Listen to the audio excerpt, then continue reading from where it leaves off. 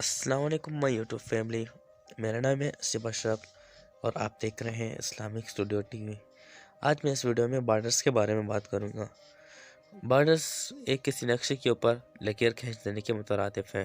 دو ملکوں کو علیحدہ کرنا یا دو ریاست کو علیحدہ کرنا، اور ان بارڈرز کی حفاظت کرنے کے لیے اس کے سولجر موجود ہوتے ہیں ہر ٹائم اس کی حفاظت کرنے کے لیے اور اپنی عوام کی حفاظت کرنے کے لیے۔ تو ویڈیو شروع کرتے ہیں۔ نئے آنے والے دوستوں سے گزارش ہے کہ چینل کو سبسکرائب کر دینا اور بیل آئیکن کو پریس کر دینا، اس طرح کی آپ کو انفارمیٹنگ ویڈیو ملتی رہے گی، اور ویڈیو اچھی لگی تو لائک کر دینا، شکریہ۔ 5ویں نمبر پر آتے ہیں عراق اور ایران بارڈر۔ عراق ایران بارڈر دنیا کے خطرناک بارڈرز میں شمار کیا جاتے ہیں۔ ان دونوں کے درمیان حد بندی کئی سال پہلے ہی مقرر کر دی تھی۔ ان دونوں کے درمیان ایک جنگ 1980 میں ہوئی، اور اس جنگ میں عراق طاقتور تھا ایران کے مقابلے میں، اور عراق نے کئی میزائلیں بھی ایران کے اوپر ماری تھی، اور یہ جنگ تقریباً 8 سال تک رہی، اور اس 8 سالوں میں ایران اور عراق کے کئی فوجی مارے گئے، اور ان کو پھر احساس ہوا کہ اس طرح ہم جنگ کرتے رہیں گے اور ہمارا نقصان ہوتا رہے گا۔ اس طرح انہوں نے جنگ بندی کا اعلان کیا اور امن کا معاہدہ کیا، اور اس وجہ سے ان دونوں کے درمیان میں امن کا معاہدہ طے پایا، اور آج تک یہ امن کا معاہدہ ان دونوں کے درمیان میں طے ہے۔ نمبر پر آتا ہے نارتھ کوریا اور چائنا۔ نارتھ کوریا اور چائنا کے تعلقات شروع ہی سے بہت اچھے ہیں، اور کیونکہ چائنا بہت ترقی یافتہ ممالک میں شامل ہو گئے ہیں، اور اس وجہ سے بہت سی انلیگل طریقے سے نارتھ کوریا کی جو پیپلز ہوتے ہیں وہ چائنا میں انلیگل طریقے سے جاتے ہیں۔ اس وجہ سے چائنا کی گورنمنٹ نے ابھی حال ہی میں ایک باؤنڈری کا سسٹم بنایا ہے، اونچی اونچی دیواریں کھڑی کر رہی ہے، کیونکہ انلیگل طریقے سے لوگ نہ آ سکے چائنا، اور کیونکہ دریا تو ہے، دریا کے ہی راستے سے آ جاتے ہیں۔ یہ تھی چھوٹی سی چائنا اور نارتھ کوریا کی کہانی۔ تیسرے نمبر پر آتے ہیں بنگلہ دیش اور بھارت۔ بنگلہ دیش اور بھارت کے شروع ہی سے تعلقات بہت اچھے تھے۔ جیسے کہ آپ کو بتاؤں گا، بنگلہ دیش پہلے ہی پاکستان کے حصہ تھا۔ 1971 کی جنگ میں پاکستان نے بنگلہ دیش کو کھو دیا تھا کچھ غلطیوں کی وجہ سے، اور بنگلہ دیش جو ہے وہ ایک خود مختار ریاست بن گئی ہے۔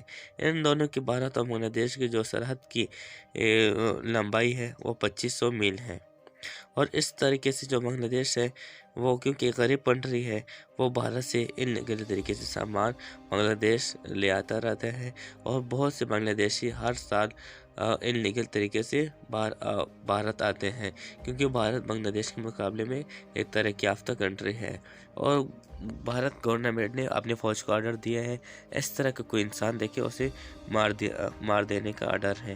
اسی وجہ سے بہت ہی تنازعات بنگلہ دیش اور بھارت کے درمیان ہوتے رہتے ہیں۔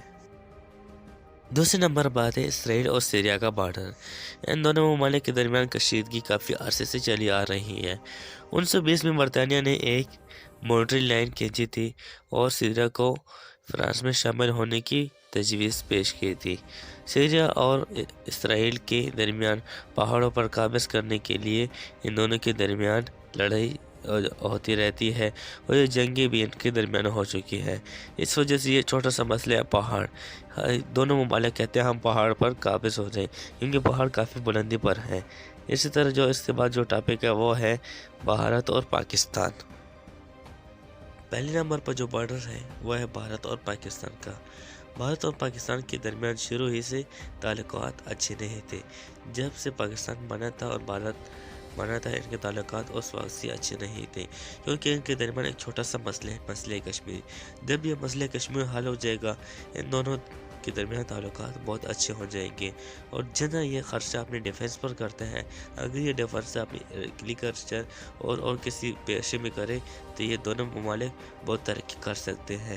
اور جیسے کہ آپ کو میں بتا رہا تھا، ان کا مسئلہ کشمیر ہے۔ بھارت اور پاکستان کی باؤنڈری کی لمبائی 1800 میل ہے، اور جب آپ اسپیس سے دیکھیں پاکستان اور بھارت کی باؤنڈری، یہ صفحہ نظر آتی ہے۔ بہت سے اسپیس میں جو لوگ جاتے ہیں، سائنسدانوں نے انہیں نے بھارت اور پاکستان کی باؤنڈری کی تصویر بھی دی ہے اور کھینچی بھی ہے، اور لوگوں کو بتایا ہے یہ واحد باؤنڈری ہے جو اسپیس سے نظر آتی ہے۔